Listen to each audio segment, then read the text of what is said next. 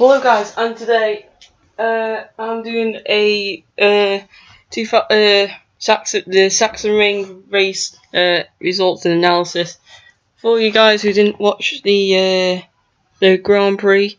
So yeah, let's get to it. But before so I'm just gonna give you a background to the race. Basically, it was raining and yeah, it was raining and everyone was like, oh, okay. Lorenzo is going to do nothing because we knew he didn't have any pace in the wet. But yes, let's get to it. So first was Marquez. Second was Cal Crutchlow. Third was Andrea Dovizioso. Fourth, Scott Redding. Fifth, Andrea Iannone. Sixth, Danny Pedrosa. Seventh, Jack Miller. Eighth, Valentino Rossi. Ninth, Hector Barbara. 10th, Alvaro Bautista. 11th, Eugene Leverty. 12th, Maverick Vinales. 13th, Bradley Smith. 14th, Felicia Spargo. 15th was Jorge Lorenzo. 16th was Tito Rabat. 17th was Loris Baz. And 18th was Johnny Hernandez. And then the two DNFers was Paulo Spargo with 13 laps to go, and Danilo Petrucci with 18 laps to go. But if you're wondering where's Stefan Bradl, he was injured. He injured himself in morning warm-off. He should be back by Austria. So yeah, it still has a wet race. Rossi led the way for like 2 laps, then Dovizioso got past, then Danilo Petrucci got past. So I think it was Petrucci, Dovi, Rossi. Then just thread it getting away. And then you just, but then suddenly it starts to dry up. And it's starting dry. So then he makes the first call to come into the pits. And he went on the intermediates. I would say it was a bit too early. But yeah, now there's a new rule that you're not allowed to, when you go from bike to bike, your second bike is not allowed to be in gear. You have to do your gearing, you have to put in gear yourself to make it more of a challenge, I guess, and make it a bit more fair on the others. So it's just all you, basically. So yeah, then Marquez and Paul Spargo came in, and Spargo came out and he crashed. Yeah, Petrucci crashed out as well. He crashed out at turn 3, and he couldn't get back going. Then Marquez came in, and it seemed normal. He did seem very quick as usual, but there was apparently there's a rumour going around. I'm not sure if it's true, but I'll get to that at the end about Marquez. But then you've got Dovi, Rossi, Crutchlow, Miller, and Barbara. They're going round in the lead, and the track's getting drier and drier and drier. And Marquez suddenly starts putting fastest laps and after fastest laps after fastest laps. And then no one. But then with 8 laps to go, Rossi, Dovi, Crutchlow, and Barbara come in. Changed the slicks very late, and then Rossi got forced onto to the wet stuff on the outside, so he went back a bit. But then after everything sorted itself out, and then Miller came in the lap after, or the lap after that, I think it was the lap after that.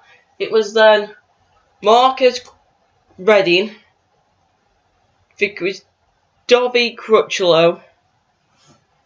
Then it was Iannone, Pedrosa, Barbara, Rossi, Miller.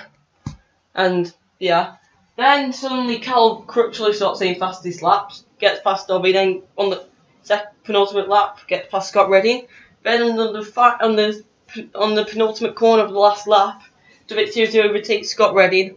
And that was it. And Jack Miller got Rossi on the last lap as well.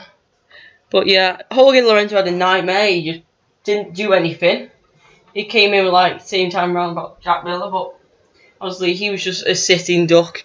I mean, he was 1 minute 17 seconds behind. So basically, when Mark finished, he was just probably finishing the first sector or going into turn 2, going into turn 3. He wasn't far behind. Mark wasn't far behind him. So, but then, yeah. Now the controversial thing about Marc Marquez is when he changed from bike to bike, it looked pretty slick, like like it normally is. Except apparently his bike was already put in gear. Now I don't know if this is true or not, but it could sound true because you know what some riders are like or teams. But if this is true, the question is, are they going to give him a penalty? What penalty are they going to give him if this is true? If this is true, so in my opinion, it should either be I'll say a time penalty, maybe like a 30-second time penalty.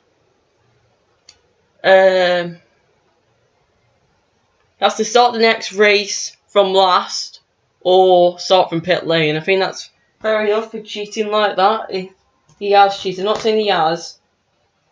I'm not saying he has done it, but if he has done it, then it's obviously not fair because all the others have had to do it by themselves, and there he is just his mechanics help him. And he's off. So yeah, it was a very weird, controversial race. It looked like for the fourth race in a row, it looked like Rossi had the win in his hands, and then something. Then then it dried up. There's always something with Rossi this year that when he's it looks like he's about to win the race, something has to happen. Surely there's something.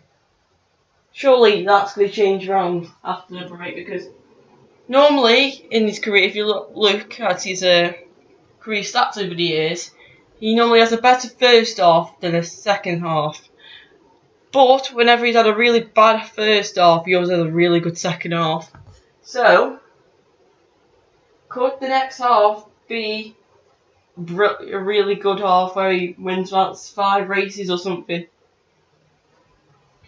Could it mean he's only won 2 races. Last year at this point he won 3 races. Then he got on the podium 3 more times, and then he just went from disaster from there, to be honest.